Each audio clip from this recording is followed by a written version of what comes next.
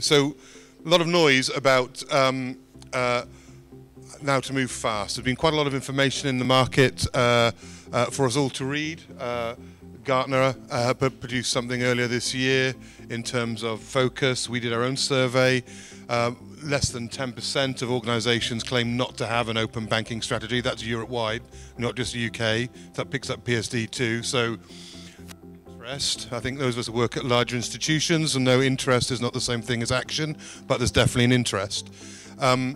We also have some very interesting information as to the volume of the market. I think this is a bit more interesting simply because I don't know how people really understand and calculate these numbers. I put them up there because I think they show a desire from part of the Open Banking Forum, also from other organisations, that there is a large community potential for using open banking services. And we've seen in the market, again, the likes of HSBC, Medibank, Yolt, and of course Starling, who have all entered the market and are opening up the market through open banking services at this time. Globally, that's really exploded. We've even had the United States now looking at open banking regulation for the first time. BBVA have already in there, of course, because they announced only 2 weeks ago they've got an open banking marketplace in place in the United States as a result of Compass Bank, way ahead of any legislative requirements. And I think that's part of a theme that we're going to be developing in this little talk, between regulatory requirement and actual opportunity and the speed at which organisations are moving. The regulatory requirements are minimal entry stakes. We've heard that theme already mentioned this morning on the main stage and in this room. However, and there's always a however with respect to open banking opportunity, the momentum is actually painfully slow. So we've got a lot of hype, a lot of opportunity, but the reality is, according to the Open Banking Implementation Entity, 6 TPPs are live with customers as of the end of September. That might have improved since, but from September it was 6. There are apparently 25 APSPs, that's banks of one form or another, who have got open access through the open banking APIs. However, we only know of 9 of them publicly, and that's the 9, all very Tolkien, isn't it? However, what we see then is that there are 77 entities who are currently registered or available to use open banking. There are 52 TPPs and 25 APSPs who are looking at it, but only 6 of the TPPs are using in live customer engagement as of end of September. So, conclusion 1, market adoption is sluggish. I think we all know that open banking entered with a whimper, not a bang. But what we're going to be talking about through the rest of this discussion is where the opportunities really lie for us. And I think what's more interesting, some of the discussions that seem to be so totally obsessed with customer experience as the API environment and value lies, is actually looking at how APIs and open banking in more general and open APIs more generally could potentially massively undermine existing banking cost structures. Example 1, that there are third parties today that will offer current accounts to be run at 10% of a standard Tier 1 bank's cost to run a current account. That's 10% of the cost. Highly automated. Yes, they're going to be quite vanilla, so that all of the cool stuff about an insurance policy you never work out how to use won't be available to you probably, but the fact of the matter is that's 10% of the cost. For me, and the clients I work with, this is just as interesting as whether I can aggregate each scorecard onto my phone app. In fact, more important, because if I can reduce my as we enter 2019, and this is the year, as Forrester reported earlier, of cost efficiencies for 2019, that's going to be the only program in town for most banks. If I can cut my current account cost base in anything like those sorts of numbers some of these third parties are offering, that's something I have to take very, very seriously. Faster payments, we had Starling on here earlier on, they have faster payments capabilities, you know. Some of the Tier 1 banks' payments, they're measured in pounds per transaction. Some of the faster payment services available through APIs are measured in pence per transaction. Again, maybe we're all looking too much at the wrong place, because we all know it's easy to buy a screen that looks pretty because we can interact with it, but the underpinnings and the plumbings of our banking environment, where some of the real savings and the real impact are going to take place in an open banking environment. So what, very briefly, we have in terms of consideration is, and this is where it's going to get interesting for all of us who are in financial services, is from being a traditional bank, moving and evolving my own thinking as an organization through open banking API, more modular banking. We heard some references to banking as a service from Starling and Megan before. There's many more banking as a service opportunities out there. And again, as I say, if I can run some of I shouldn't be having conversations like I had recently with a tier 1 bank where they were going to spend several millions of pounds to reduce their payments capabilities to, I think it was something like 50 pence a transaction. Or they can go to a third-party API and for the same effective service do it for, say, 13 pence a transaction. And this is the debate that open banking is really open to us. Of course, this is open banking, small o, small p, not the regulatory changes that have heralded some of this. And banking as a platform, we know, like Fedor, the ultimate endpoint for all of these services that we heard references of before, the ultimate endpoint is that my banking experience is an aggregation of APIs. So the API store that arises, the customer base that I actually plug into through multiple marketplaces, etc. It's fundamentally changing banking. It's not just about the regulatory compliance. It's not just about whether I can work out how to use the open banking payments initiative in a creative way. It's actually about whether I can drive insight from the transactions, because all those things are true and they're given. It's actually about what does this do for the cost base, because the cost base, and we heard the references earlier on about market, the cost base drives my ability to invest, my ability to innovate, and my ability to compete on price. And whether we like it or not, for our customers in financial services, what they really want is more for their money. And that can only be driven if I have a lower cost base to provide it. So in terms of open banking business models that we see emerging, I think the ones that are most interesting for us, I think the rise of the API store is quite interesting. So we all are familiar with our app store.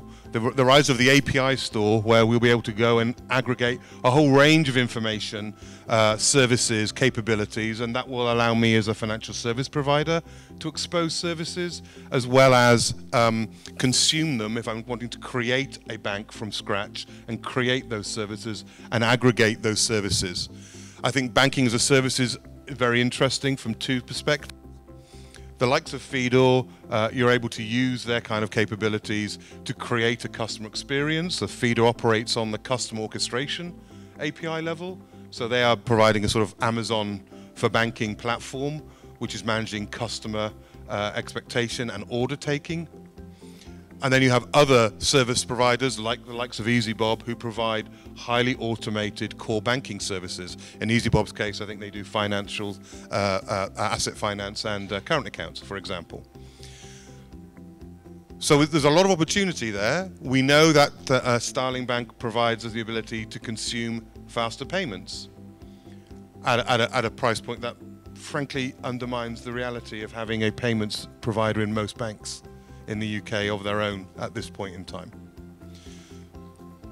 But if I'm an incumbent and there's still very slow adoption around open banking, there's still very little understanding from those customers that open banking is something they need or want, because that's not what they're going to be buying. No customer is going to say, I want me some open banking regulation. They're going to ask for a more cost-effective product. They're going to ask for something that is more intuitive to their lifestyle and their requirements. If I'm a bank today, the things I have to think about are well, there's many things, but most important of all, consent and security is one of the lags for tier 1 banks today and incumbent banks today in adopting open banking services. There is a lot of concern that sharing of data is going to be the next insurance mispayment problem. So therefore, many institutions are considering how they track and monitor and measure the data that they've shared so that they will always be able to show exactly what they did with their data.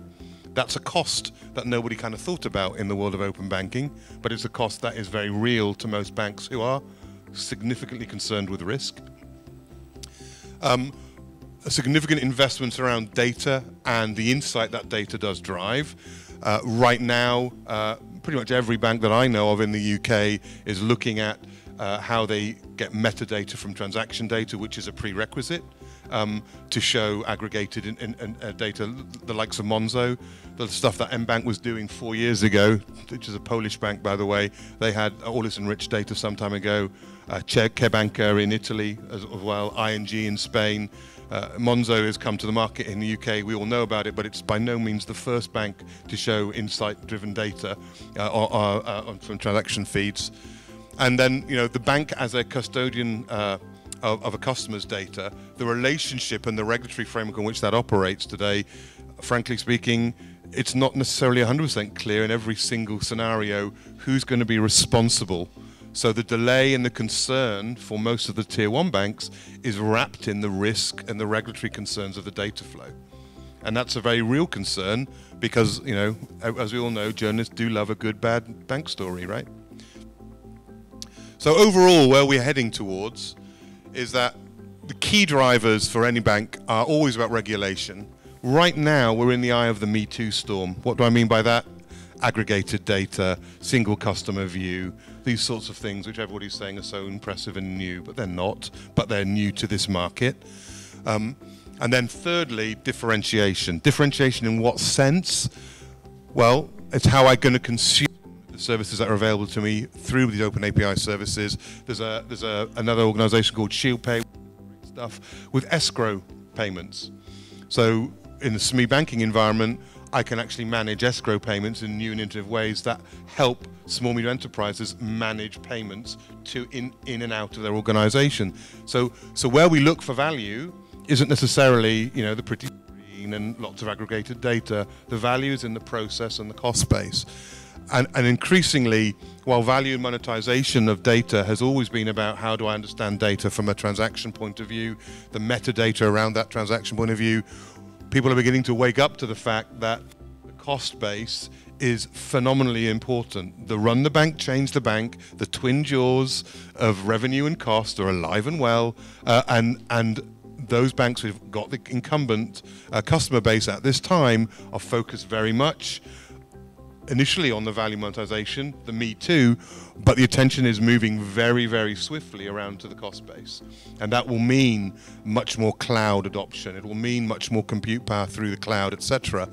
It will mean significant investment around the whole mainframe offloading. Single point of challenge for most core banking institutions is mainframe offloading, the data, the bottlenecks between that a mainframe provides to most tier one banks, and trying to hack that data in a near real-time way has been problematic. How they manage big data, not just from the point of view of having operational data stores that can be accessed from multiple sources, but also how those operational data stores are self-serving. There is an institution I won't name, has over 6,000 people whose main purpose in life is to improve the quality of data inside their institution. So when these things become real and operational data stores are fully implemented and they are self-service, there are again very significant cost reduction plays for larger institutions. In summary, for me, and we've moved through this quite a pace, I appreciate, there's really a twin track approach here. So when we talk about open banking, open banking is digitalization. Open banking is not regulatory compliance. If you're working in an organization that only talks about regulatory compliance, you need to kind of educate some people, and probably quite quickly, because it's not just about regulatory compliance. The budgets will have been set for regulatory compliance purposes, I guarantee that, but the reality is open banking is about manifestly changing through your organization how agile you are. We are here in enterprise environment today all about agility, open banking is about transforming your organization so that you're able to consume information near real time. You can drive insight near real time. You've reduced the cost base. You've embraced all of the things we know about already, and I expect most people in this room, around thinking about data engineering, around DevOps. You know, we work with clients that used to do 1 or 2 releases a year. They do 50 releases a day now. And the manifest difference and changes that makes to how they roll out change and innovation for their customer base and the cost base, and how they reduce failover and fault is pretty impressive. We know we're going to have to invest more in artificial intelligence and machine learning capabilities, because we know we're going to have to take this information and we're going to have to use this information in new innovative ways for our customers. But the business value side of this isn't just about delighting customers. It's also about reducing the cost base. I keep coming back to this, but it's fundamentally important. The cost base of most banks in the UK is significantly higher than technology that we're in today will need it to be in the next couple of years.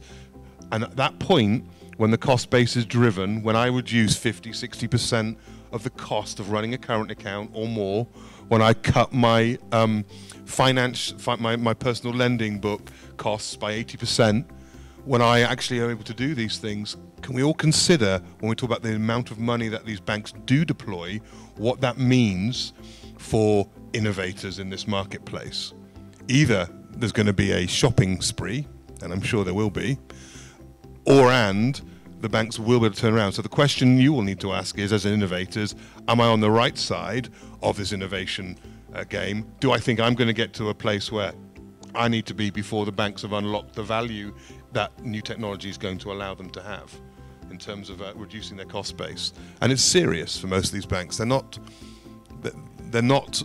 messing about when they are engaging this. The speed, I don't know. If I had a crystal ball, I wouldn't be here, right? I'd be in LA or somewhere. But the point is, the cost reduction opportunities we can't underestimate, because they are going to drive significantly these new open business models. I don't think necessarily we're going to see many tier 1 banks offering large amounts of banks as a service necessarily, maybe, but because they won't need to, because others get there. They may well acquire organizations who've already got there before them. And if we look at some of those organizations, they started out as banks, they then handed back in their banking licenses, and now they're just providing services to the banking industry.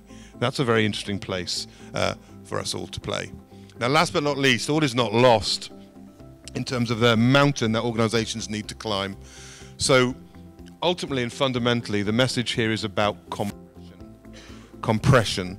So where I'm introducing new technology, whether it's operational data store, a function, an API governance, an API business model, what do I need to do is think about how I align that investment for my organization against, we call it customer journeys, it could be specific strategic projects, call it what you will.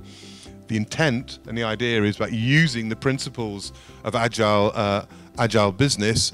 We create MVP spikes of reusable components. Those reusable components are then brought into each customer journey. The first customer journeys are always the most expensive because they have to pay for more normally. And if you're a bigger institution, most of your funding will come from the P&L of the businesses. It won't come from the technology department. Technology departments have run the bank budgets mostly, and only small seed investment budgets. That could be about to change to a certain extent, but historically P&Ls are owned by businesses.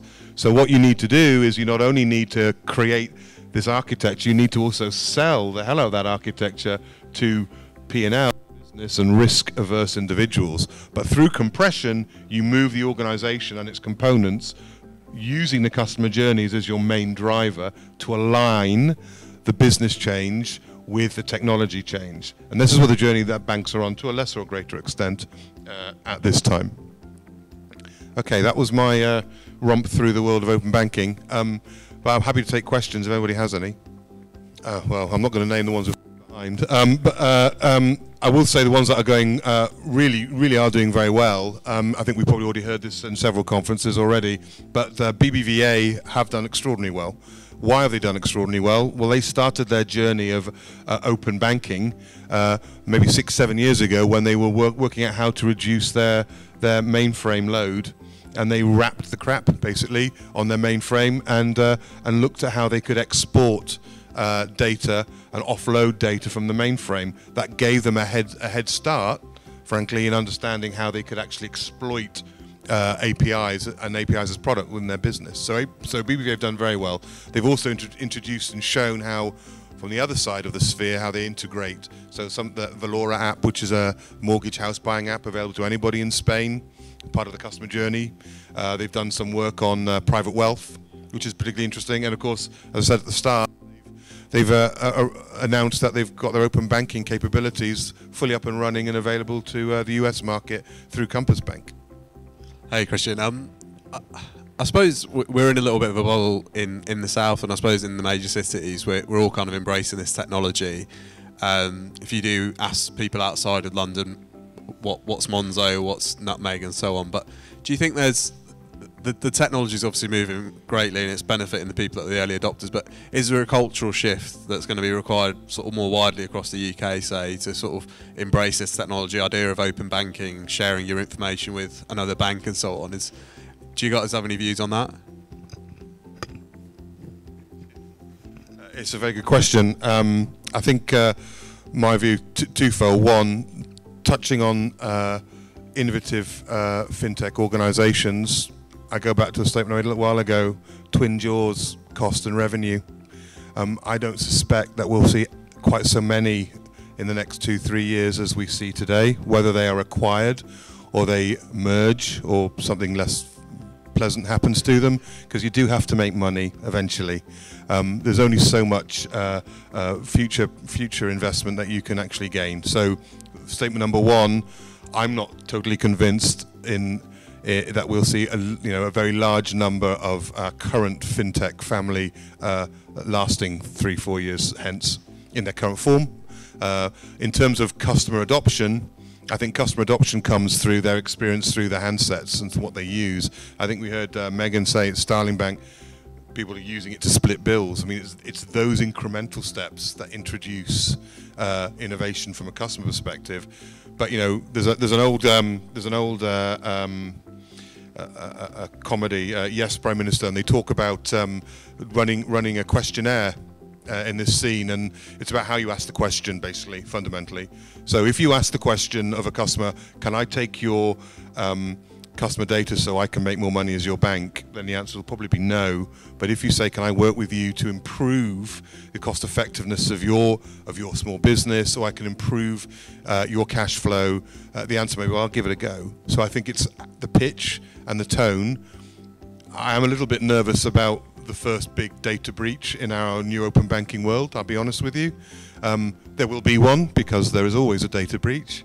The question is who and where and how that gets resolved. But I don't think customers need to be sold open banking as a thing. They need to be sold better banking in terms of the customer experience. And what open APIs and the open banking environment is driving is potentially massive reduction in cost for banks to provide services, which can only be a net good, one would hope, for customers in terms of the shift back to price point and service for the customer base. Can I just ask you a question about Asia?